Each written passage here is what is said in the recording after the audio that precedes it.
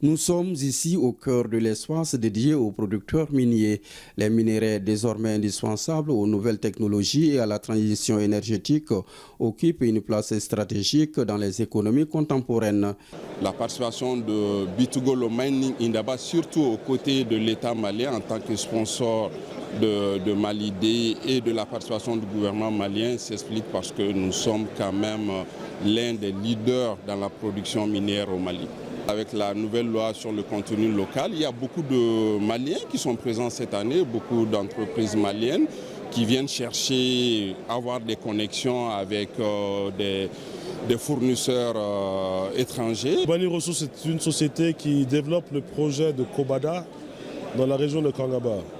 Nous allons commencer nos activités de construction en mars 2026 et nous comptons développer une mine à ciel ouvert qui va employer 1500 personnes.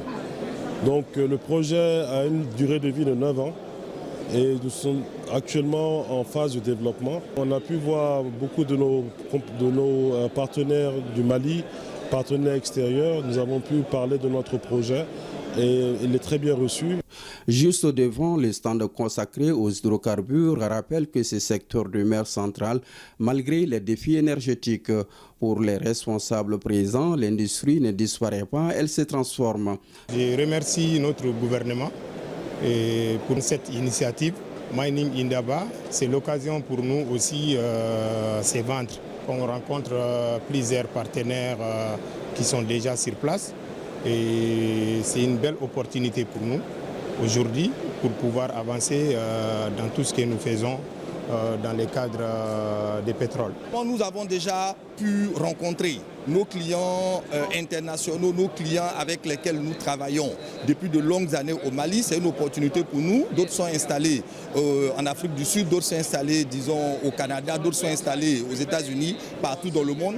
Grâce à cette rencontre-là, nous avons la possibilité de les rencontrer en une seule fois. Et c'est aussi une opportunité pour nous de pouvoir, disons, raffermir les liens avec eux et de développer, disons, nos relations et de leur montrer que le Mali, en tant que pays minier incontournable, plus loin, les sous-traitants occupent une place aussi essentielle.